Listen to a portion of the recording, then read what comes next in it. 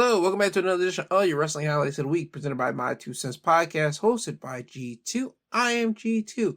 I am here to talk to you guys about everything in the world of professional wrestling from Raw, Smackdown, NXT, AEW Dynamite, AEW Rampage, and Impact Wrestling. However, just like the previous weeks, there is no Impact Wrestling for me to give you guys a review because Impact Wrestling this week came from Monterrey, Mexico. They did not really further any storylines that's happening in Impact Wrestling. This was basically Impact showing off their developing partnership or collaboration with AAA. So you got to see Impact wrestlers team up with AAA wrestlers to have just matches. So that's what happened on Impact Wrestling this week. So again, there will be no Impact Wrestling review for you, but I will say go check out Impact Wrestling. Go check out the show. There's some of the matches should be up on their Impact Wrestling YouTube channel right now, but that's just I think it is. But again, try to find Impact Wrestling any way that you can. But again, as I said before, there will be no Impact Wrestling review for you on this episode here. Also, before this episode does end, I will be giving you guys my NXT Deadline predictions, since Deadline's happening tonight if you're listening to this on a Saturday. However, if you're not, you're listening to this on another day besides Saturday, the event has already happened and my review of it should be up already. Now, with that being said, let's start the show. So let's start with Monday Night Raw. Raw will open up with Drew McIntyre coming to the ring. Drew's in his wrestling gear, but Drew has to talk first a little bit. At first, Drew would throw a lot of subliminal shots at CM Punk, calling someone a hypocrite, saying they could be released from the company, go out, do whatever they want to do, say whatever they want to say, they come back and be forgiven like all is easy. And it's nothing but subliminals because we know who Drew's talking about when he says this. So when Drew says this, he goes then into talking about Jey Uso getting a World Heavyweight Championship matchup later in the night in the main event. Drew is still salty about that. Then Drew will go and talk about Sami Zayn. This will lead to Sami Zayn coming to the ring. Now you get Drew and Sami talking a little bit. Drew would tell Sami that Sami deserved what he got from the Bloodline. He deserved to get screwed over by the Bloodline because Sami was a part of the Bloodline and he was the one that screwed them over first. Unlike Drew, who basically got screwed over from the Bloodline basically for nothing. Sami would take that in and Sami would tell Drew that just like him, he lost right in front of his family. But with doing that, it made him become better and he ended up charging all that anger and frustration and making him win at WrestleMania this year. While Drew, he hasn't. He's taken the anger, just become a crybaby. And he asks Drew, do you think that's making your family proud by you acting this way? Now, with Sami saying this, Drew would get upset. He'll call for a referee to come down to the ring so Drew and Sami could have their match, and they would have their match because that would be the first match of the night. Drew McIntyre would win by pinfall when he would chop block Sami behind Sami's already tweaked knee that he tweaked in the match and hit him with a Claymore after the fact. So Drew gets the win here. Drew is still on his Bret Hart 1997 business where Bret was telling everybody about themselves but still doing it in a whiny fashion, and that's the way that Drew's doing it right now. Drew has all the reasons to be upset. Nobody's saying that's not the case. However, just the way that he's going about it, it just seems real whiny. So Drew gets the win here, and then we'll go to commercial. Then we come back from commercial. We go backstage. You will see Sami start hobbling around because, again, he's trying to get his knee right. Drew McIntyre will attack Sami from behind, start putting work on Sami to the point that he would just stomp on Sami's knee. Then you see backstage officials come around and separate Drew from Sami. This would efficiently just like eliminate Sami out of the way. So Sami's done for the night. Now, next up, you have Nia Jax going against Shayna Baszler. Nia Jax would win this match by pinfall by executing a Annihilator, formerly known as the Bonsai Drop, on Shayna Baszler for the win. Shayna and Nia, they got some time. I was shocked by that. I thought this would be like, okay, 5-6 minute matchup, but no, they actually had time to craft a matchup, especially with the history of Nia and Shayna before Nia got released, last year or the year before that. Those two actually had some business with each other, and now they actually brought that back here for those two to have a matchup. So Nia will get the win. And again, I was surprised they actually got time for this, but they did, and they actually did do well. After the match, you would see Becky Lynch music hit, and Becky Lynch would make her way to the ring. Nia will leave the ring as Becky entered it, and the reason why we're having this is that Becky has never gotten her receipt from Nia Jax punching her in the face in 2018? So that's 5 years ago. And the funny thing about that is this. If Nia Jax didn't punch Becky in the face, you wouldn't get that iconic Becky Lynch bloody nose, broken nose, like picture that people use like as a milestone for whenever, say, Becky got over. Because when Nia Jax punched Becky in the face and you saw her nose bleed, you saw that imagery, people like really got behind the Becky Lynch character. They already were doing it at the time, but that really like sent it over the top to show how tough and how gritty she was. So when you get this, and it's only been 5 years, not only, but it's been 5 years, and those two haven't had a match since that situation, that's shocking. So we might be getting that. That's the way that I think we're doing it. And if we are, I'm cool with it, because you know what?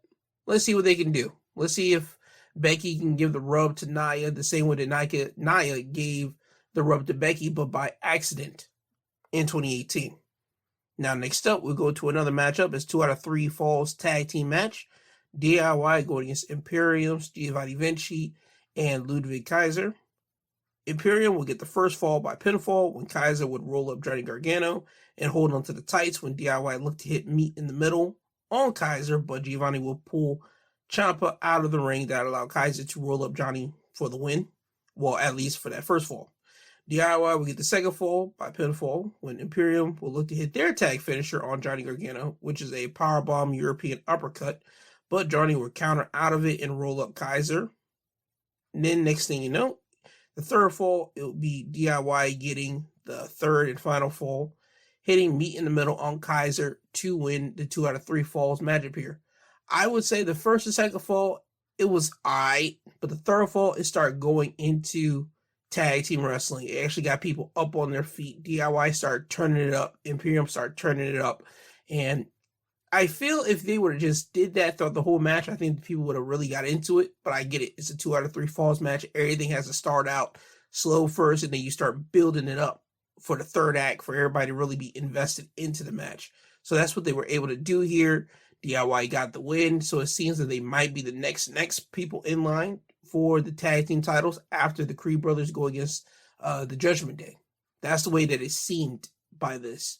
And also after the match, you would see Giovanni Vinci talk to Ludwig Kaiser outside the ring and tell him, you got to explain this to Gunther. Because Giovanni Vinci and Ludwig Kaiser, they've been competing for Gunther's love and affection in a stablemate type of way. And with Kaiser getting eating the last fall that basically ended the match, he's going to have to explain that to Gunther. And we would see that kind of later in the night, but backstage. We don't get to see the interaction, quote unquote. We don't get to see them talking, but we see them talking backstage with each other, like being in the background when Seth Rollins was being talked to by Adam Pearce. When Pearce would tell Seth that, hey, yo, I'm just giving you a heads up that I'm going to have CM Punk on Raw next week, and I'm going to try to sign him to a deal. So that's what's setting up for next week, but we got to see Kaiser and Gunther in the background. And again, that'll probably be followed up next week as well. Now, following up with that, we have the next tag matchup is Kaden Carter and Katana Chance going against Tegan Nox and Natalya. Kaden Carter and Katana Chance would win this match by pinfall by hitting an assisted body splash, which they call the cake stand, on Natalya for the win. Solid. Kaden Carter and Katana Chance, they were a spotlight team for NXT's 2.0 when they were down there, and also in the NXT brand when they were rebranding it back as the black and gold when they were down there. They were the tag team for the women's division. I mean, you had Toxic Attraction back then. You had who else? There was another team. I can't remember it. But like, it was only Toxic Attraction and Kaden Carter and Katana Chance that were only like the legitimate tag team women like down there.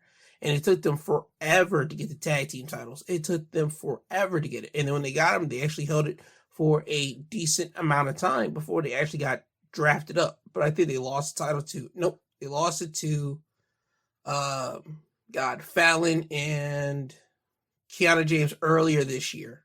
Yep. So again, to see them be on NXT, be the tag team champions for the women, and get a spotlight after all that time to now be on the main roster, and hopefully they're starting to get that spotlight now. I'm glad to see that because again, they're a phenomenal women tag team. That's something that's been missing for some time for the main roster. So hopefully with them getting this win, they'll actually be pushed more. That's what I'm hoping for, to be honest with you. Next up, we have Cody Rhodes. Cody Rhodes will come down to the ring. Cody will talk about the first time that he saw the poison mist. And the reason why he's bringing this up is because Nakamura attacked Cody last week with the poison mist. Cody would reminisce about when he was a kid and he saw the Great Muta use that. And that was his first time seeing it. And that he was terrified as a kid seeing that. And when Nakamura did that to him last week, spraying him with the mist, it brought the terror right back to him. So you see Cody talk about Nakamura or call Nakamura out to the ring, but Nakamura doesn't come out. Instead, we would get the exact same tricks that we got last week. We would get the lights go out, spotlight in the middle of the ring on Cody, Nakamura being on the Titantron, but we would get a reason why Nakamura is going after Cody Rhodes. Nakamura, in his mind, says that him and Cody have both traveled down the exact same path. And on this video, you would see what Nakamura is talking about. He talks about how both him and Cody won their respective Royal Rumbles. Nakamura in, I believe, 2018. Yep, it was 2018. And Cody Rhodes just this year.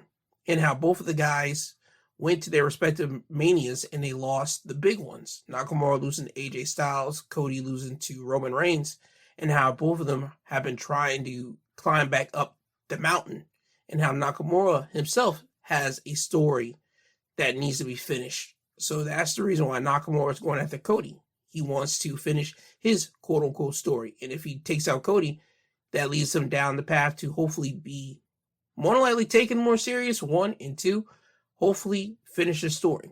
So that's the reason why Nakamura is going after Cody. Cody would see this after the video plays. He calls Nakamura out. He says that, hey, I don't respect you. I only will respect you whenever me and you get in this ring. So we get that match set up for next week. Cody Rhodes going against Shinsuke Nakamura. I think that's going to be something, but do I think it's going to be end of the feud next week? No. I think they're going to end it in some shenanigans between Nakamura and Cody, to be completely honest. Now, next up, tag team matchup. JD McDonough and Dominic Mysterio of Judgment Day going against the Creed Brothers. The Creed Brothers would win the match by pinfall when they would execute the Brutus Ball on JD McDonough for the win. Creed Brothers, again, they're a great tag team. They made their way up from the NXT developmental system up to the main roster. And I'm glad they're getting this time to shine on the main roster. And I'm just waiting for them just to go against JD and Priest. Not JD, Finn and Priest. Sorry. That's the only thing I'm waiting for. They did not give us a date on Monday Night Raw, so we got to wait and see when they're actually going to do it. Now, we go over to our main event. The main thing that's been on the show, that's been the highlight of it, the World Heavyweight Championship match. It's the champion Seth Rollins defending the World Heavyweight Championship against Jey Uso.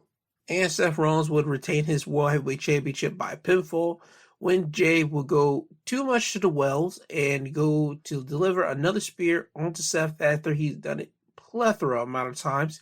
Seth would get cognizant of this and hit Jey with a pedigree and then hit him with a curb stomp to win the match. Now, Jey and Seth, they had a good match here. This was Jey's first time getting a shot at the World Heavyweight Championship. Altogether, this is like his second time getting a shot at a world title. The first time was against Roman Reigns this year at SummerSlam, and this time now against Seth. So that's 2/3 of the Shields that he went against for world championships. So that's impressive right there. And this is 14 years. 14 years since Umaga passed away, and 14 years since I believe Jey got signed to WWE. They mentioned that on commentary, how much this was special for Jey to have this match right here against Seth.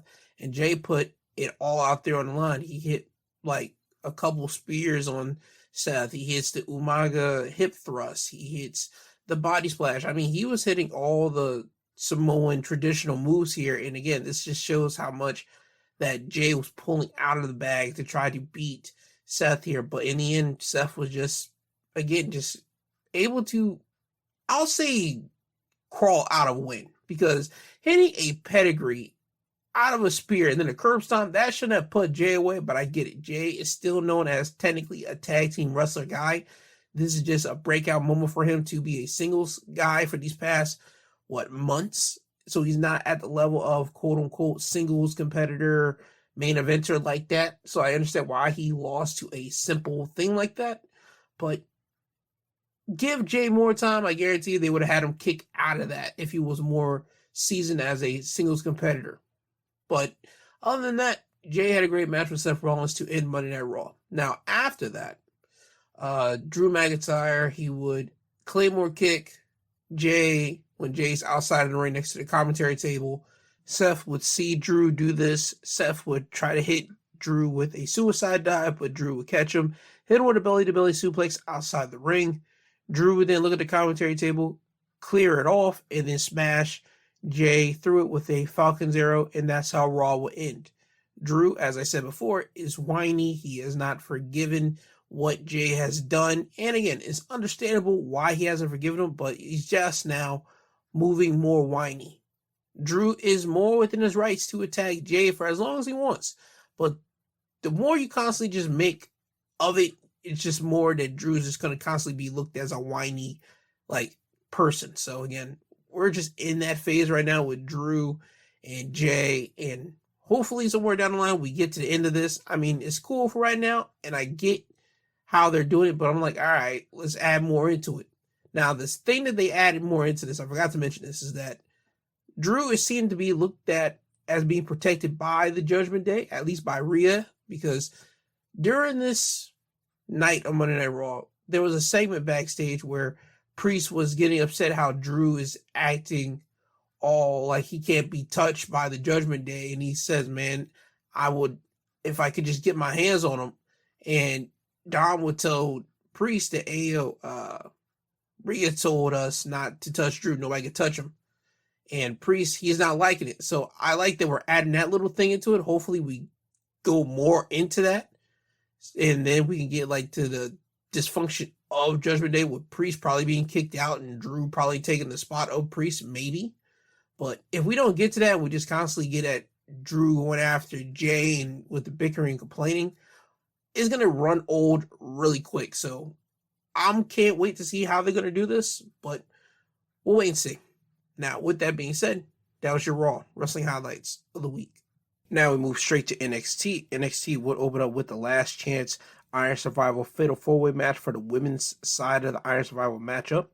You will have Fallon Henley, Roxanne Perez, Kiana James, and Thea Hale in this Fatal 4-Way match. Fallon would get the win by pinfall by executing a Shining Wizard onto Thea to win the match.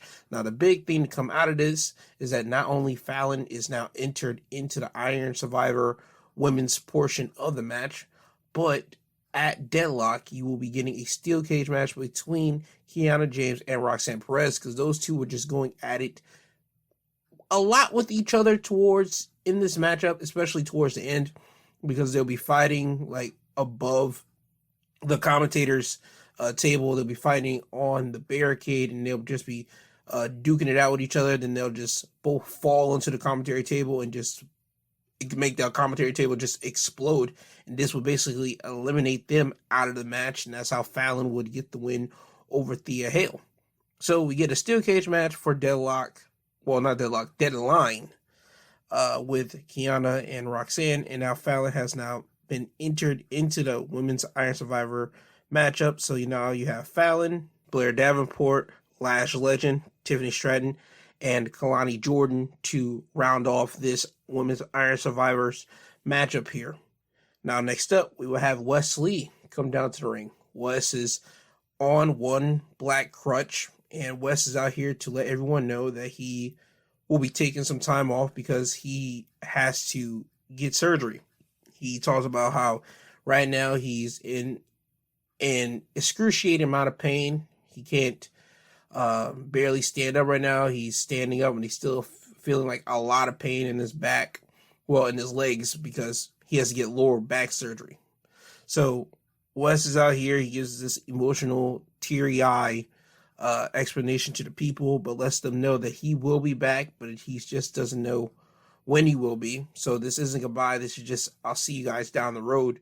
So you get this teary-eye explanation from Wes, and then Dominic Mysterio would come to the ring, and Dom, he would be a prick. Dom would start mocking Wes for having a bad back, saying that Dom also has a bad back because he's been carrying WWE on his back for the past 2 years, so he's making Wes pissed. Dom would say since Wes is injured, he will have the night off because he was supposed to face Wes at Deadline for the North American Championship, but that isn't the case. Wes would tell Dom that you need to hear it from your own father to figure out who's going to be your next opponent. So we would get Rey Mysterio on the Titantron, and Rey will tell Dom that he'll be facing Dragon Lee at Deadline, and Rey will be in the corner of Dragon Lee. So when Rey says this, Dragon Lee will come down to the ring. You know the deal. Dragon Lee and Dom, they would get into it. Dragon Lee would get the best of Dom, looking to hit him with a powerbomb, but Dom would reverse out of it, slide out of the ring. There you go. So Dragon Lee will be facing Dominic Mysterio for the North American Championship. And I feel bad for Wes. They will say on commentary that Wes will be out for 8 to 12 months. So basically 8 months to a year. So again, I feel bad for Wes. I hope that he can talk to someone like a Randy Orton. I hope Randy is talk to Wes during this time, or he will be talking to Wes during this time, because Randy was literally the latest person to have any type of back injury and be out for a long, significant amount of time. I mean, just think about it. Randy just came back legit last week with Survivor Series. So hopefully Randy hears about this. He talks to Wes and gives him some motivation, as Wes is going to basically be needing this. I did like how his rascal brethren, Zachary Wentz, did put out a tweet. Probably Trey Miguel did too, but I know Zachary because I saw his up there. So I'm glad that he did that, but I'm glad that Rascal Brethren, MSK Brethren is still there for Wes, and that's still good to see guys that you grew up on the independence with as brothers still continue to support one another. Could you see that from Wes with Zachary whenever he won the Impact tag team titles over there, and when Wes won back the North American Championship, I believe he won it the first time. Zachary, he wasn't in WWE, but he gave kudos to Wes for that. But again, I'm running too long into this. I hope Wes the best in his recovery. That's all I'm trying to say with this. Next up, we would get Tatum Paxley going against Lola Vice with Elektra Lopez in Lola's corner. Lola would win the match by pinfall by executing a spinning head kick. So Lola gets the win here. No more needs to be said about this, to be completely honest. Next up, 6-person tag. You have Alpha Academy's Chad Gable, Otis, and Maxine Dupree with Akira Tozawa in their corner going against Metaphor. You will have representing Metaphor, Lash Legend, Oro Mensah, in the NXT Heritage Cup winner, Noam Dar, and in their corner we will have Jakari Jackson. Alpha Academy, they would win the match by submission when Chad would catch Noam Dar's Nova Rolla and execute an ankle lock for the win. The big thing to take out of this match was Lash Legend getting Otis up for a full body slam and actually hitting him with it, and Maxine Dupree doing a couple of moves here. So I would say the big takeaway was Lash Legend, because nobody thought that Lash would be able to suplex Otis, but she was able to do so, and that's just something that a lot of people didn't expect, but we got it. Next up, you would get the Women's Summit. You have all the women that's going to be in the Women's Iron Survival matchup, and they're basically here to talk crap to one another, and it ends up in a brawl. All the women start brawling, and we get the return of Nikita Lyons. Nikita Lyons is back because Blair Davenport took her out, I believe, earlier this year. So Nikita, first person that she would go after is Blair Davenport. She would kick Blair in the head, And that's about it. So you can see that even if Blair doesn't win at Deadline, you know that Nikita Lyons is back now. She's back in ring competition, so she's going to be aiming for Blair once this whole Iron Survivor business is over with. Next up, we will have Axiom going against Nathan Frazier. This will end in a no contest because all the women from that previous segment for the Iron Survivor Summit would come out and basically disrupt this and start battling with each other. You have backstage officials, referees come out to separate all the ladies, so that would basically eat up this match. Next up is technically the main event matchup. It's the men's last chance Iron Survivor qualifying match. You have Carmelo Hayes, Joe Coffey, Eddie Thorpe, Tyler Bate. Tyler Bate would win this match by pinfall by hitting the Tyler Driver 97 onto Joe Coffey. So, to round out the men's Iron Survivor matchup, you have Tyler Bate, Braun Breaker, Dijak, Trick Williams, and Josh Briggs. And just like the women, you had all the men come out here, talk trash, and they start getting it popping. They start battling and brawling with each other, and that's how this segment will go off. But we will go backstage. Carmelo Hayes is unwrapping his wrist, getting the wrist tape off. He's upset, and Ava Raine is right beside him. Ava Raine just happens to be now like the right-hand woman for Shawn Michaels since she's no longer with Joe Gacy. Carmelo Hayes would ask Ava Raine to get a match made for him so he could face Lexis King at Deadline, and she would say you can make that match official. So we're getting Carmelo going against Lexis King at Deadline. You'll get Trick Williams walk up on Carmelo Hayes and ask him, okay, dog, what's up? Because earlier in the night, you would see a video from NXT's anonymous Twitter account, and it would have a old video of Carmelo Hayes talking to Trick Williams the night that Trick got attacked from behind. And they have timestamp 8:40 or 8:50 something. You see Trick and Melo in a room talking to one another.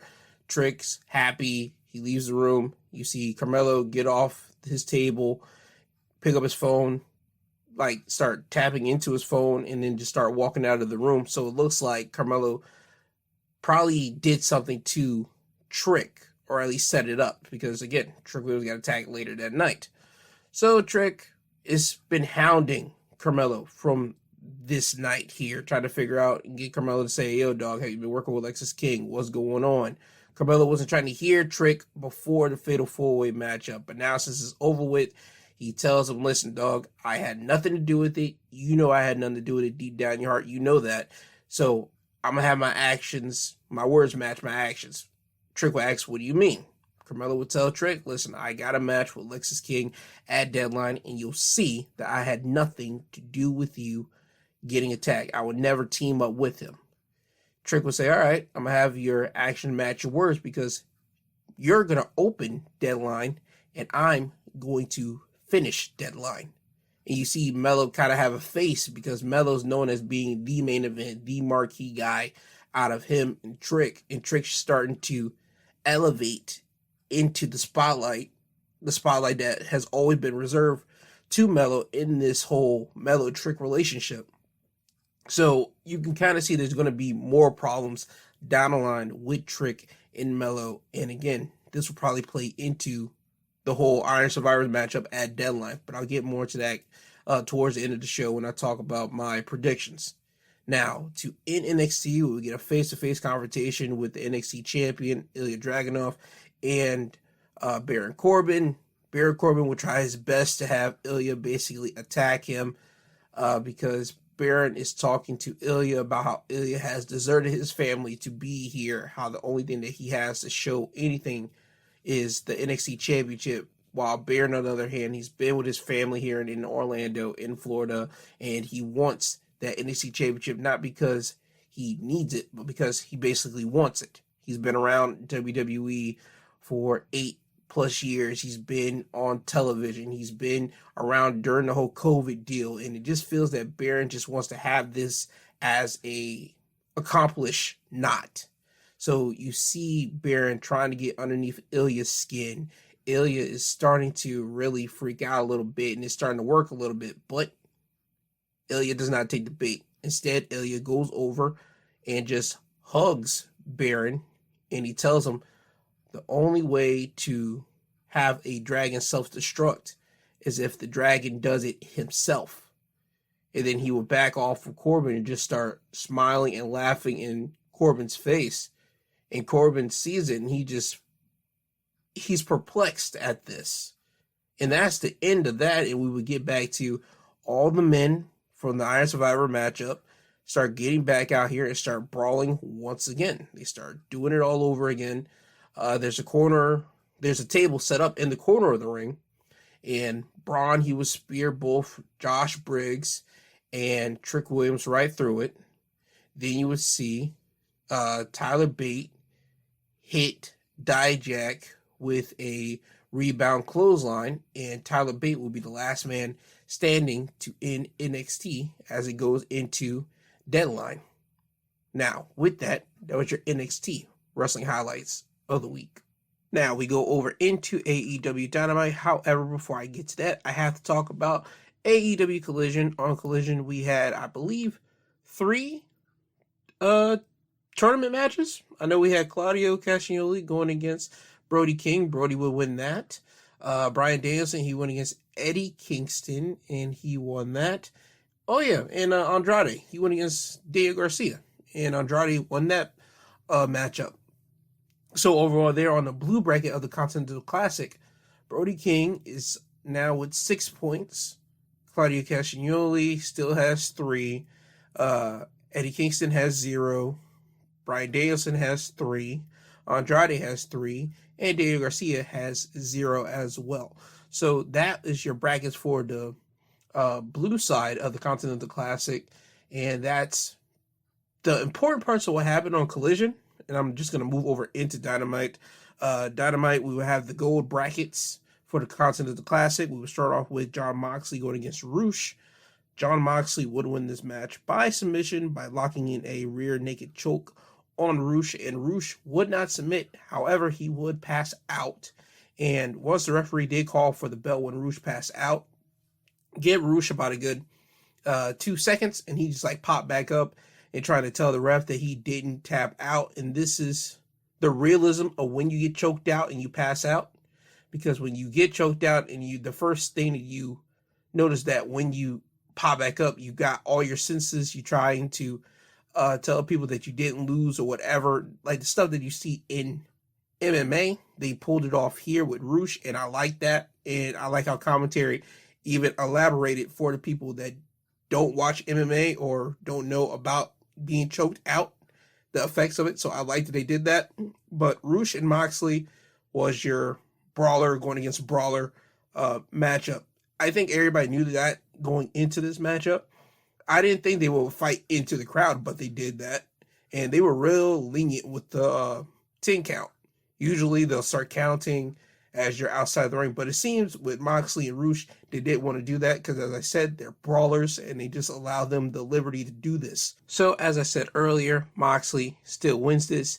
He is now 9 points into the gold bracket of the Continental Classic. Now, the next thing that we would get a backstage segment with Renee Paquette. She was trying to get a an interview with AEW World Champion MJF. She was outside of his locker room. We will see Hangman Page walk into the shot, and Hangman is talking to Renee about why he hasn't been around these last 3 weeks, and he talks about the effects of being in that Texas Death Match with Swerve, and he talks to Swerve. He tells Swerve that you beat me, but it took Nana, Brian Cage, it took everybody that you had just to beat me, but I still concede that you beat me.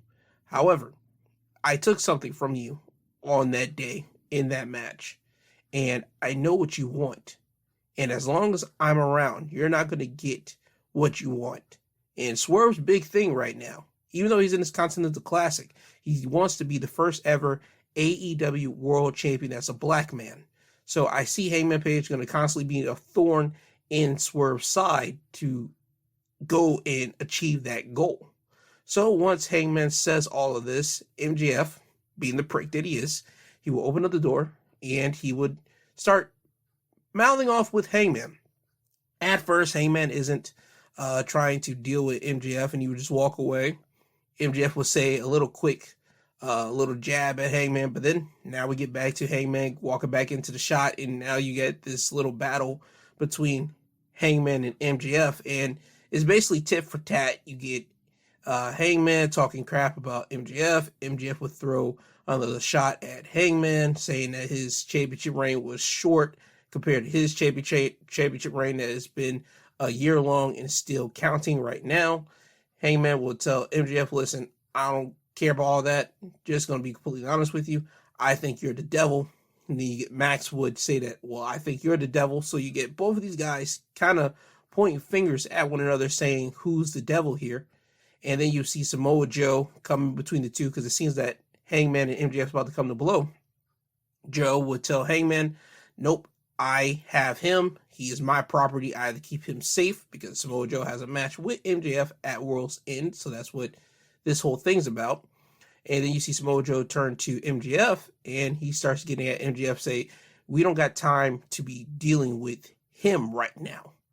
So you see MJF walking away, and Samoa Joe will walk right behind MJF. And this would lead into problems later in the night. Now, next up, we would still be into the gold bracket of the Continental Classic. You will have Swerve Strickland going against Mark Briscoe. Swerve would win the match by pinfall, executing a Swerve Stomp after hitting a Death Valley Driver on the ring apron to win the match. And now Swerve is up 3 more points, so he's 9-0. So he's tied with Moxley on the leaderboard for the gold bracket of the Continental Classic. Mark Briscoe, by mathematical accounting or just by points, he has been eliminated for the tournament. So that means Mark Briscoe still will be competing in the tournament. He'll just be able to play spoilers for anyone that's trying to gain any more points. But there's no way Mark Briscoe's winning the tournament. So that's the reason why they say that Mark Briscoe is technically out that way. But Swerve and Mark Briscoe, they will have a good match with each other. But Swerve wins the match. I think we all kind of knew that was happening too. After this, we go backstage. Jon Moxley, he's backstage. It looks like he's about to say something, but Swerve walks up on Moxley, and you get a confrontation between the two. As I said, both of men are 9-0 with the points system in this tournament, and they have a match next week. So this situation between the two was setting up for that matchup next week in the tournament for the Continental Classic. I think that's going to be a great match. I think we're going to get a little bit of violent taste between Moxley and Swerve, since they're both from the CZW School of Hard Knocks, and also the characters. Swerve is a villain who's willing to do anything to win, while Moxley, even though he's part of the Blackpool Combat Club, they are ruthless guys. They'll bite you, they'll claw you, they'll punch you, they'll do everything they can to win. So again, I think we're just going to get a more violent, brutal match between the two next week, and I personally can't wait to see it, to be honest. Now, next up, we were supposed to have the tag team matchup, Samoa Joe and MJF going against the Devil Henchmen, but that would not happen. Samoa Joe would get to the ring, and Samoa Joe would be in the ring, the lights would flicker, and then they would go out. Now, once the lights pop back on, they're flickering again, and the ring would be surrounded by the masked men. So you're seeing Samoa Joe being surrounded by the guys around the ring. The lights would flicker once again, and then when they pop back on, the men will be gone from the ring. And on the screen, you would see the devil. The devil would be there for a brief second, and then it will flash off, and then it will flash to a backstage incident of MJF being laid out on the ground, and you see a beer bottle like in shattered pieces around MJF. Samoa Joe, he would see this, he would get taken off, and he'll just run directly to the back. Now you got people thinking that Hangman Page is the devil because you see a beer bottle shatters right next to the body of MJF. Now, I did like how Taz, who's one of the biggest MJF guys on commentary, would say that this doesn't absolve MJF from being the devil because we didn't see MJF get attacked. We just see his body laid out on the ground. So you got this whole thing playing with one another with, again, with the whole conversation that we had earlier with MJF and Hangman Page and Hangman accusing MJF accusing Hangman Page, both men, of being the devil. So now this adds on to, okay, who's really the devil? Now we got MJF, who's always been a suspect. Now we got a new entry into the plague list. We got Hangman Page now. So we got to wait and see. As I said before, I think we're going to get the unmasking and unveiling at World's End, and we're just going to keep on getting these little clues until World's End to see who's the man underneath the devil mask. Now, next up, we will have the AEW World Championship being defended. Toni Storm with Luther and Mariah May in her corner defending her championship against the challenger Sky Blue. Toni would win her match by pinfall by reversing a roll-up into her own for the win. Solid match from Toni and Sky Blue. I did like how AEW is really leaning into the whole 1930, 40 style of actress gimmick that Toni Storm has, because they had the guy who's the host of Turner Classic Movies doing a introduction for Toni Storm. As I said before, they're like really leaning into Toni being this whole late actressy type of gimmick here. And I also want to give a big shout out to AEW as well, because there needs to be a clapping section for whenever Toni Storm does something. Because when Toni Storm has like a movement in the ring, a specific movement, like whenever she's about to hit her running hip attack and she has to go into the corner and do like a silly like pose, the camera will be from regular appearance, then it will put on like a film setting and it's like black and white old classic style for that moment until Toni hits a running hip attack, and then it'll go right back to regular filming like setting. And it'll just happen multiple times throughout the match whenever Toni's doing something. So I want to give praise to AEW for that, and I think people need to do that more. We criticize AEW whenever their production is not right, and again, you got to praise it whenever they do something right, and you got to demonize it when they do something wrong. So I don't see a lot of people praising AEW when they do something right with production, and I'm going to do that here. So again, I think that they need a lot of claps on the back for constantly changing settings back and forth, because that's a lot of time you got to do that, and that's a lot of dedication that you're really pouring into this character for production side for Toni Storm. So again, clap it up for Toni Storm and AEW both like coming together for this gimmick and making it actually work. Sky Blue, she had a good match with Toni here. She's been improving a lot throughout this year, especially towards the end of the year. So hopefully Sky Blue will be in a more prominent spot going into AEW in 2024, or while they're in 2024 for AEW. That's what I'm hoping for Sky Blue, because as I said, she's been really putting in the work these last few months when AEW's been passing her the ball. So I'm glad that she's been upgrading and doing the best for herself. Now, after the match, former AEW Women's Champion Riho, she would come down to the ring. She would have a stare down with Toni Storm. Storm will go to attack Riho, but Riho would duck it. Toni would be standing on the ring apron. Riho's about to attack her, but Toni would fall into the arms of Luther, and they would just walk directly to the back. So it seems that Riho is going to get a shot at Toni Storm's AEW Women's Championship somewhere down the line. Now, next up, gold bracket matchup. Jay White going against Jay Lethal. Just like Jay Lethal's Ring of Honor brethren, Mark Briscoe, this is a do-or-die match for Jay Lethal, because if he doesn't win, he's mathematically eliminated out of the tournament, and that's what will happen. Jay White would win the match by pinfall with a roll-up on Jay Lethal to mathematically eliminate Jay Lethal from the tournament. And now Jay White, he stands on 6 points, so he's kind of underneath Swerve and Moxley. So with this being the actual like breakdown for the tournament, both Jay Lethal and Mark Briscoe are playing spoilers for people in the gold bracket. I'm kind of shocked at that, to be honest. I thought they would at least given Jay and Mark at least a win by now to at least keep it somewhere competitive for them, but no. I think they're going to go with a surprise win for more than likely Mark. I think Jay Lethal, he might go winless completely in this tournament. I think they're going to give something to Mark, because Mark Briscoe is so beloved, and also because of the tragedy that he had to endure this past year because of his brother passing. I think they're going to give him a win, and I believe a big win. So we're just going to have to wait and see with that. But yeah, Jay White, he beats Jay Lethal here. Now we go into our main event, the TNT Championship matchup. Christian Cage defending his championship against his former best friend, Adam Copeland.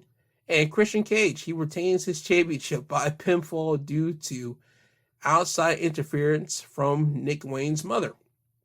Now, the referee would be down because Christian would look to hit Adam with a spear, but Adam will move out of the way, and by proxy, he would take the referee down with him a little bit, but the ref doesn't go down all the way. The ref is like on the second ropes looking at the crowd. He's trying to fix himself up, but Christian, he would kick the ref in the nuts. Now the referee would go down.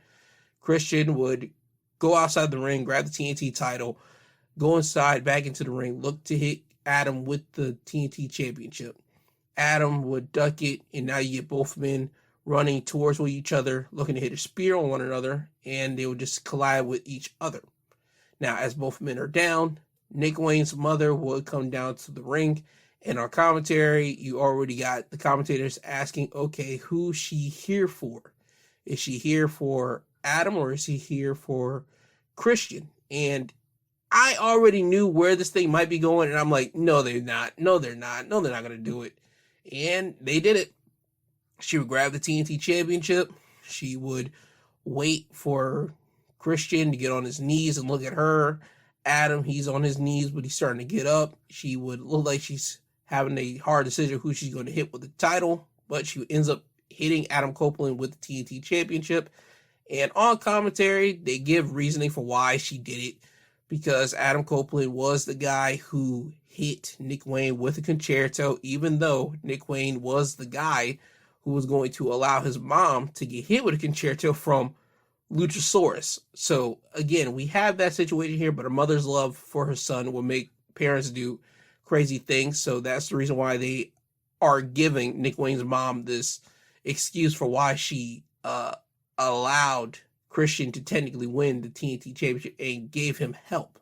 So once Nick Wayne's mom hits Adam with the TNT championship and she leaves the ring, Christian would get up and put Adam's head under the TNT championship and put his foot on Adam's neck and just stomp on it.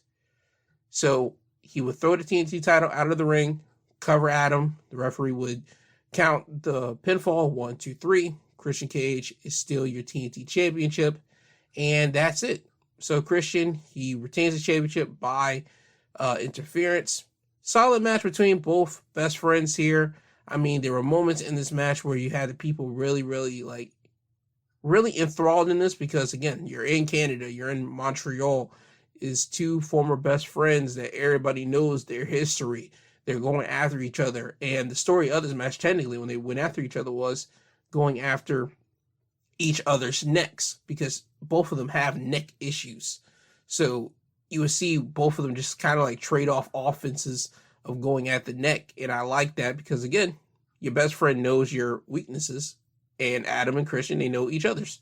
So you have that story, and then towards the end, you got nasty work. Again, it was something that I didn't want to technically happen, but they got to bring it in just to get the whole Christian patriarchy whole piece of resistance on it. So, hey, that's what we're getting. Next week on Dynamite, we'll probably get an explanation out of Nick Wayne's mom, and we'll probably even get Nick Wayne standing next to the mother, next to Christian, and probably get Luchasaurus standing there as well. But again, that's next week. Right now, Christian Cage standing tall over Adam Copeland to end AEW Dynamite, and that's your AEW Dynamite wrestling highlights of the week. Now, next up, we move over to Smackdown. This week's episode of Smackdown is their Tribute to the Troops edition. For people that are unaware of what Tribute to the Troops is, it's their WWE show where they have servicemen and women specifically in the audience, and they pay homage, they recognize them because of what they do for the country. So that's what this show is about. So we will start off with the United States No. 1 Contenders tournament matchup, we will have Santos Escobar going against Dragon Lee. Dominic Mysterio will be around ringside for this matchup because he is watching Dragon Lee, because that's the man that he has to face at NXT Deadline the next day, Saturday, when you are listening to this show. Santos would win the match by pinfall by executing the Phantom Driver on Dragon Lee. After the match, Dominic will come in the ring. He will stand over Dragon Lee's body with the North American Championship and even spit out his gum on Dragon Lee. And again, the spitting thing, I'm never ever okay with. I don't like it. It's just the whole spitting aspect. Again, we just got done with COVID technically. Like, there's still COVID around, but I mean like the heavy dose, like the first batch of COVID and all that mess, where people had to wash their hands and all the hand sanitizer stuff and all that type of stuff, keep the bodily fluids to yourself, like that type of business. We just got done with that. Why are we spitting on people, especially with the gum? I don't like it, but it's wrestling. I get it, but that's just one trope I can never ever deal with. Dominic would do that. He will leave the ring. So again, this is setting up their match for Deadline for the North American Championship. There you have it. Next up, we have Cody Rhodes coming down to the ring. Cody would show his admiration to the servicemen and women in the audience. He would talk about how it is an honor for WWE to put on this type of show for their countrymen. He would show a video package that showcases the history of Tribute to the Troops. And then once that video package will be over, he would introduce the U.S. Army drill team. So, as I said, this is continuing on with the Tribute to the Troops edition, what this means and how much this means to WWE. So, there you go with that. Next up, we have another United States No. 1 Contenders tournament matchup. We have Bobby Lashley going against Karrion Kross. Bobby would win this match by pinfall by executing a spear onto Karrion to win the match. So Bobby will be facing Santos Escobar later in the tournament, not on this episode, but somewhere down the line. Next week, it was announced that Grayson Waller will be facing a NXT wrestler to be named. So we'll probably get that either on NXT Deadline or we will get it on next week's episode of NXT. And also, we'll have Kevin Owens going against Austin Theory next week on Smackdown as well. Now, after this, we would get CM Punk coming to the ring, and CM Punk will let everyone know we're at the top of the hour for 9 o'clock. That means you will not be getting a short CM Punk talk. You will be getting a CM Punk that's out here to talk to the people, and he allows the people to chant. And this is not like CM Punk's promo that we had on that Monday Night Raw, where he just basically talked for a little bit and just to say that he was home. This promo, he said that he was home, but he started getting into business and starts really talking about certain individuals. Roman Reigns, Tribal Chief, I acknowledge you. Congratulations on all your success. Don't forget who the OG Paul Heyman guy is. Don't forget that he was my wise man first. Now, Roman might not be here, but his cousins are. Solo, big tough son of a gun that I don't know, but I'm familiar with his cousin, Jimmy Uso. By the way, shout out to main event Jey Uso, who's over on Monday Night Raw. I see you, Uso. Someone said Kevin Owens. Kevin Owens, that'd be interesting, right? Can I tag with Kevin Owens? Maybe I can fight Kevin Owens. Let's pump the brakes on that one just for a second. Kevin's a little bit prickly, and I mean to say is that him and I are probably too much alike. And I don't know who would feel comfortable working with somebody who randomly just punches people in the face backstage. I mean, it's 2023, ladies and gentlemen. You just can't be doing stuff like that. That's insane. Everybody's welcomed me back with open arms, except for that one guy. There's always that one bad apple that spoils the bunch, am I right? But I'm not going to put any stock in anything he has to say, and it's not because of his whiny voice. It's because he's not even the man in his own household. It's about all he's got is that song. All the men that I have mentioned today have one glaring, painful thing in common, and that's CM Punk is back. And I am the monkey wrench in their future plans and their future goals. Everybody wanting to talk about finishing their story. I'm back to finish what I started.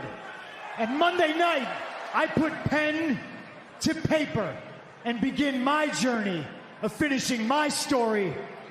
And that means one thing: main eventing WrestleMania. So as you can tell in this promo, it was quite different than the Raw promo. As I mentioned, the Raw promo a week before, it was nothing but him saying, "I'm back," and that's about it. This week, completely different. We did not get PG Punk. At least we got a little bit of a spicier version than Punk than what we did get originally, and everybody was happy for that. Even Punk mentioned that before he got into getting at people. And the thing here is that, one, I'm happy that he did kind of throw a little jab at AEW with the whole fighting in the back, punching people in the face. Like, come on, there's no way you're not going to mention AEW or mention your antics in the back, because come on now, that's kind of your whole deal now. That's kind of Punk's whole situation. Everybody knows it. Everybody that's at least in the know, and the wrestlers that mention it on their talks, like Seth Rollins or even Kevin Owens or even other wrestlers, they mention how Punk was a little bit of a guy that could have a little bit of a problem here and there, but they're still willing to keep it professional. Punk, he has to say something. He has to do it because that's who Punk is. So I'm glad Punk did mention that. We're talking about punching people in the face backstage. I did like that. I did like how we're going into the whole Punk might go after Roman or might go after Seth, because we're opening that door there. Because Punk has the whole history with Paul Heyman, and he called himself the original OG Paul Heyman guy, and that could throw a monkey wrench by saying, well, you're not the original Paul Heyman guy. We could throw Brock back in there if WWE wants to have Brock back in, and Brock could say, Punk, you're not the original guy. I am. And then that could set up for a three-way. Brock, Roman, and Punk for Paul Heyman. That would be crazy, but I don't put that out of the possibility for WWE, because I don't think anybody would be completely not okay with seeing that match. And also, you got the aforementioned, as I said before, Seth Rollins feud. And you mentioned right there, he just said, I'm not going to mention him because he's not even the man in his own household, his own relationship. So there you go right there. He's already throwing some shots at Seth, as Seth has already been throwing shots at Punk. So we have that there, and Punk saying that he needs to finish his story. So with him saying that, he's already opened up the gate for him and Cody to have a little issue, because Cody needs to finish his story and go after Roman for the WWE title. So, I mean, you got a lot of different stories here with Punk, and that's a great thing for Punk to be back here with WWE and just be back at wrestling in general. Because I think if Punk would have went over to Impact, he could have found a story with anybody in that would encapsulate people. Just Punk being back in wrestling just feels great. But here in WWE, where hell it has frozen over, because I don't think anybody expected Punk to technically be back in WWE, which we got to thank AEW for that, because without AEW opening up the door for Punk or even existing, I don't think he would have went back to WWE, or at least he would have waited farther along than he is right now to be back in the world of WWE, to be completely honest with you. So again, thank you AEW for opening the door back for CM Punk to do professional wrestling. But with Punk being back in WWE now, there's so much stories that he can just touch on and do what he got to do. So I'm happy to see Punk back here, and I'm happy to see not PG Punk here. I'm happy that we at least got PG-13, the guy that was willing to throw shots and just start poking the bear a little bit. Hopefully we would get that more down the line, continuing on. And also, we would kind of get that more, because after Punk would get done saying his promo, he would go backstage and you would see him try to go up to Nick Aldis' office. Well, he would look for Nick Aldis' office, but he would see the Bloodline's office. He was about to tap on their door, but then he's like, nah, I'll walk away.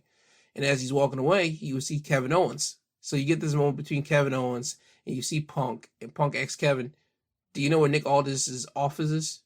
And KO would just look at Punk and tell him, no, I don't know where he is, and just walk away.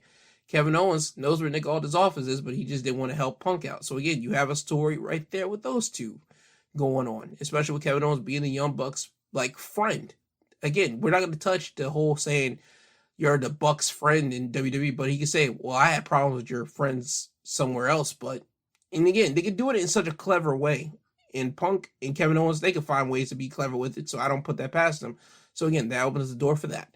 So we get Nick Aldis and Punk later down the line. Punk goes into Aldis' office. Aldis would offer Punk a contract, tell him to look it over. Aldis would leave. Cody would walk in. Cody would tell Punk, "Is glad to see you again, my friend." And he even mentions, "You said that you got to finish your story. So that means you have to enter the Royal Rumble." And Punk will kind of nod his head like, "Yeah." So you kind of already see we got our entrance 1 and 2 for Royal Rumble, Cody and Punk already being announced. So we got that going along. And then later down the line, we would see Punk walk up on Randy Orton and LA Knight. You see Orton and Knight just look at Punk. Punk would tell them, "Good luck tonight." And he would just walk away. So Punk just has a lot of different stories that he could just easily be thrown into. And again, I'm happy Punk's back in wrestling. I'm happy Punk's back in WWE. And I just want everything to turn out right. Now, after this, we have Charlotte going against Asuka. And Asuka would win the match by pinfall thanks to interference from Bayley. When Bayley would get on the ring apron and Charlotte would attack Bayley, Asuka would take this opportunity to roll up Charlotte to win the match. So there you have it. Now, we would get the kind of same setup that we had last week with the Bayley situation. Bayley wasn't supposed to be out here. She was supposed to be in the back.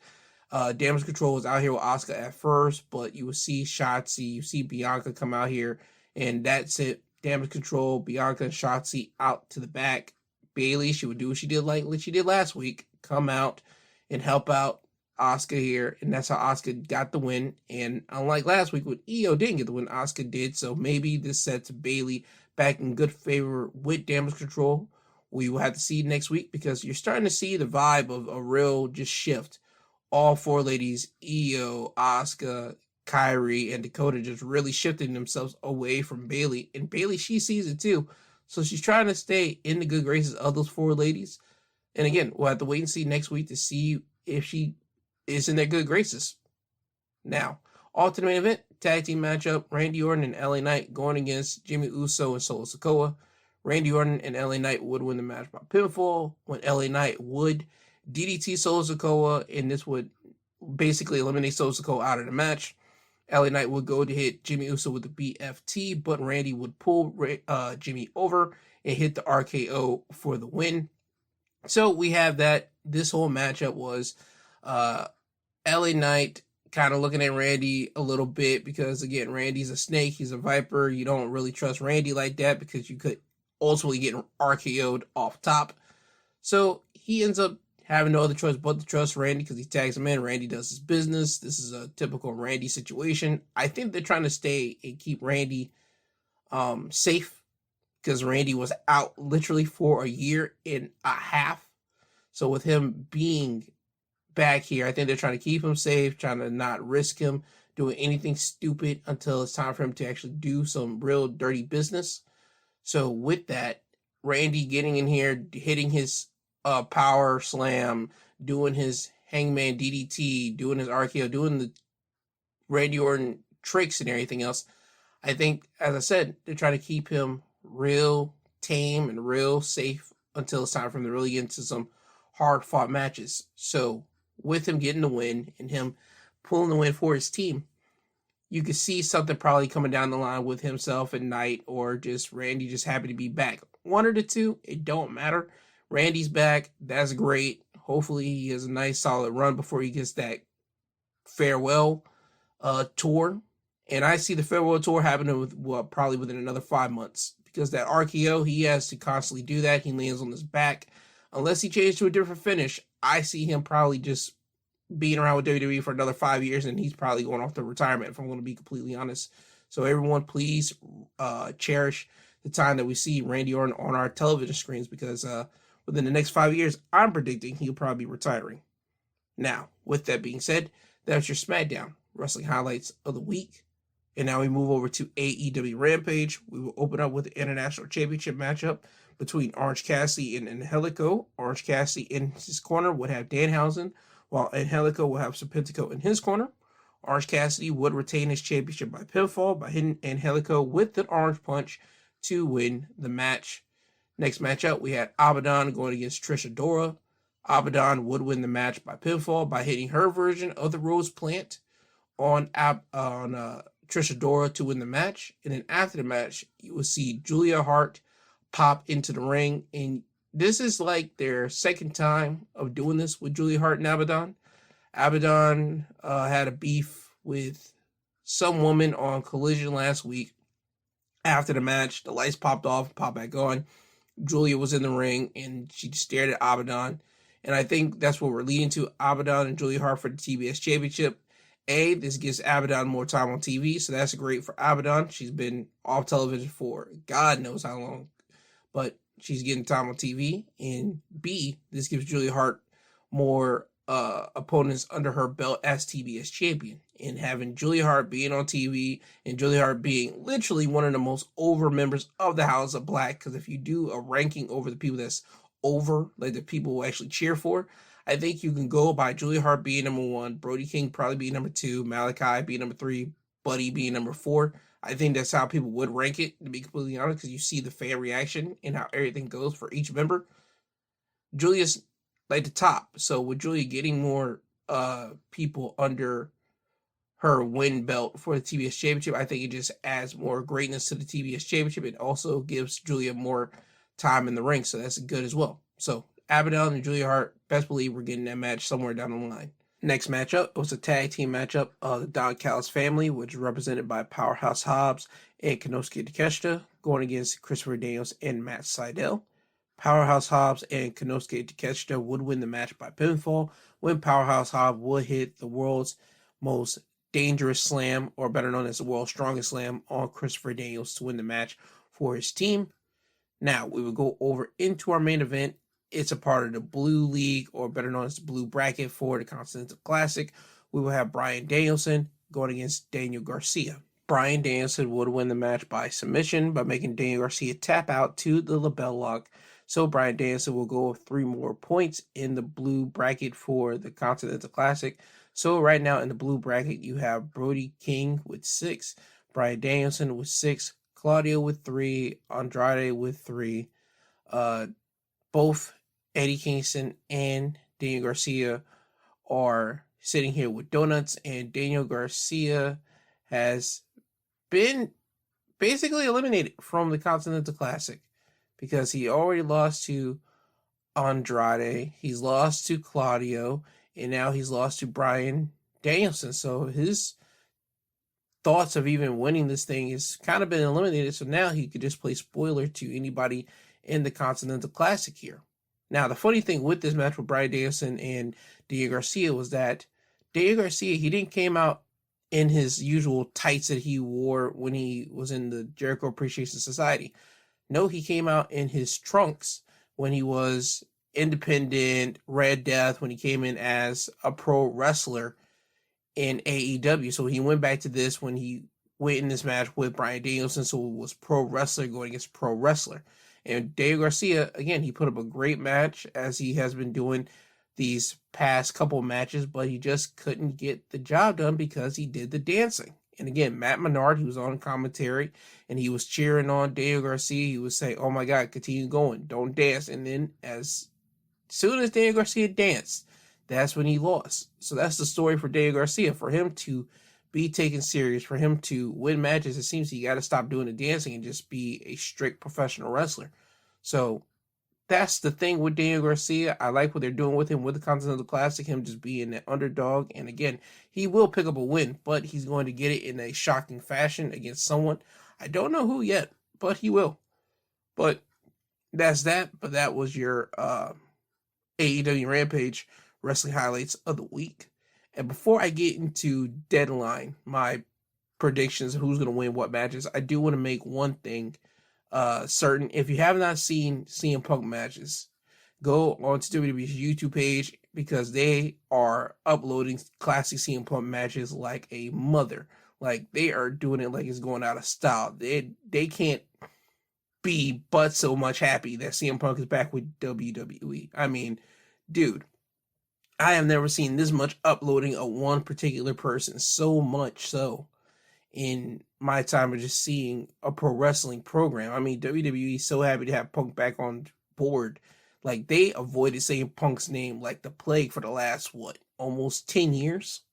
So with Punk being back and you've seen all of Punk's classic matches on the WWE YouTube channel, that is just incredible. And that just to see the views that is raking in, that tells you that people can't wait to see Punk get back in the ring, that they are watching classic Punk matches. And again, if you're not up on CM Punk and you missed CM Punk when he was in WWE his first run, and you missed some great matches of his, trust me, they have it up there on their YouTube page. I just wanted to highlight that there because, again, that's something I never thought we would see Punk back in WWE, and especially them just like uploading a lot of his classic matches, but they're doing so on their YouTube channel. So again, go check that out. Not an ad, it's just me being a fan.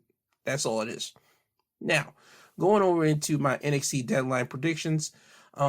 First one I want to get off is Carmelo Hayes going against Lexis King, because I feel that they're starting to open the match. Well, they're starting the show off with that, because Trick did tell Melo that you're going to be starting the show and I'm going to be ending it. I feel that Melo's going to beat Lexis King. I think Lexis King will grow with his loss to Carmelo Hayes, but Carmelo's going to win the match. That's just my personal opinion. I think he should. There you go. Steel cage match, Roxanne Perez, Kiana James. I think Roxanne is going to be called up sometime soon, to be completely honest. I think she might make her main roster debut at the Royal Rumble. That'll be her first taste. She'll be walking up on the main roster there a little bit. She'll have a farewell match, probably at NXT Stand and Deliver, but she'll make her official, like, all term on the main roster. But I think she's going to be drifting in and out after the Royal Rumble. But Roxanne Perez is going to lose to Kiana James. That's my prediction for that, because Roxanne doesn't need the win. Kiana does. That's my feeling on that. So Kiana James to win the steel cage match against Roxanne. NXT North American Championship. We have Dirty Dominic Mysterio going against Dragon Lee. Both Dominic and Dragon Lee are on the main roster. You have Dominic, who's on the Monday Night Raw side. You have Dragon Lee, who's on the SmackDown side. I think we need to keep it on Dominic, because Dominic is a guy that people want to see on their show just so they can boo him and hate him. They like seeing him on the show because they can boo him and hate him, but they are loving seeing the progress that he has been making since he came into WWE during the pandemic in the Thunderdome era of 2020 to now 2023. They have seen him grow up in front of our eyes as a legit wrestler, and he's been getting better and better, and you saw it this year with his inclusion of him doing the whole mommy stuff with Rhea Ripley and him going against his father Ray at WrestleMania and them doing their business there and him doing other things from that time forward. Dominic has really grown into his own performer, into his own wrestler, into his own character. And again, Dragon Lee, he just started on the main roster. I think him beating Dominic for the North American title, I don't think it would do much, to be completely honest. So Dominic retaining the title, I think that's the best option that we go with here. So I'm going with Dominic. Ilya Dragunov going against Baron Corbin for the NXT Championship. I say Ilya because Ilya just got it from Carmelo Hayes, at No Mercy, and that happened, September? We're going into, right now we're in December, so that's, 3 months ago? If we take it off of Ilya, put it on Baron Corbin, I don't think it'll do much for Baron. I mean, yeah, sure, he gets to accomplish the goal that he didn't do on his first go-around in NXT, but what does it really accomplish for Baron? I think nothing. So I say Ilya winning, but I think we're going to have one hell of a brawl between Ilya and Baron in this matchup between the two. Now, the Women's Iron Survivor Challenge, you have Tiffany Stratton, Last Legend, Blair Davenport, Kalani Jordan, and Fallon. And this is to determine who's the number one contender for the NXT Women's Championship, who's held right now by Lyra Valkyria. So with Lyra being the champion, I'm saying we give it to Blair Davenport, not Tiffany Stratton, because we already saw Tiffany going against Lyra earlier this year. I mean, we already got a different version of Lyra now because she's a champion, but I think they're probably saving Tiffany going against Lyra probably at Stand and Deliver, another big attraction for them. But I say we give it to Blair Davenport. Kalani Jordan, she just joined I'm not going to say just joined the roster, but just started getting airtime, like on TV time like that. So I think we're not going to do that with her yet. Fallon, she's an underdog, so if Fallon wins, I'll be shocked by that. Lash, I don't see it. To be completely honest with you. I like Lash. I like what they're doing with her and Metaphor, especially her just getting the body slam on Otis this past week. But again, I'm not certain if they're going to give that over to Lash, but we'll have to wait and see about that. Blair Davenport just makes the better choice to me because I think in this whole matchup, she's literally the most trained out of everybody. and she hasn't got that much time like that. But I think with her and Lyra having a match, and her getting this opportunity to get this match with Lyra for the NXT Women's Championship, I think that'll be a top-notch match. So I'm going with Blair Davenport. For the men, in the main event, for the Iron Survivors Challenge, you have Dijak, Trick Williams, Josh Briggs, Braun Breaker, Tyler Bate. The champion, I say, is still going to be Ilya. So with that being said, Dijak here, he win against Ilya this year. That's not happening again. Trick Williams, I think they're saving something for Trick with that, but I won't put it past them to put it on Trick, so I'll save that right there.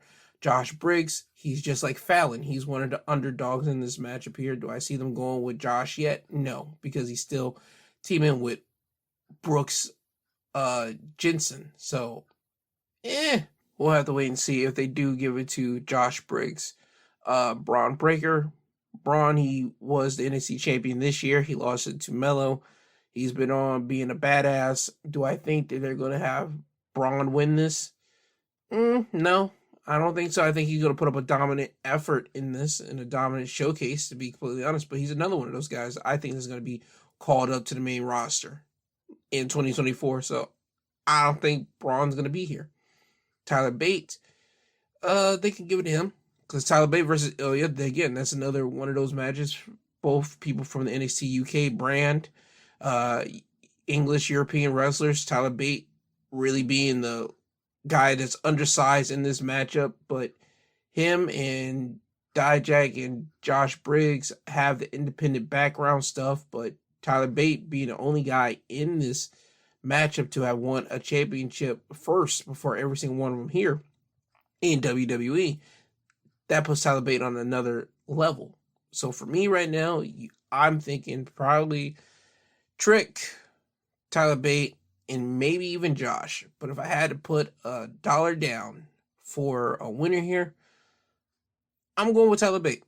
I go with Tyler Bate for this. Now, with that being said, that was my predictions for NXT Deadline. You will get a review of this show tomorrow, the Sunday episode. So you'll get that on Sunday, as well as my traditional Sunday episode that I drop every Sunday, which I talk about stuff in the news that happened this past week. So you get a double dose of episodes tomorrow on Sunday. So now with that being said, this has been your Wrestling Highlights of the Week. I have been G2. I love you guys.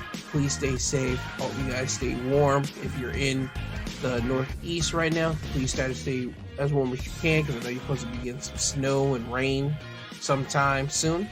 So please stay warm as best you can. Everybody else, I'm not sure how your temperatures are, but if you're in some cold parts, try to stay warm as best you can. Now, with that all being said, this has been your Wrestling Highlights of the Week, presented by G2. He's I and I'm him. I love you guys. Please be safe. You hear from me later. God bless.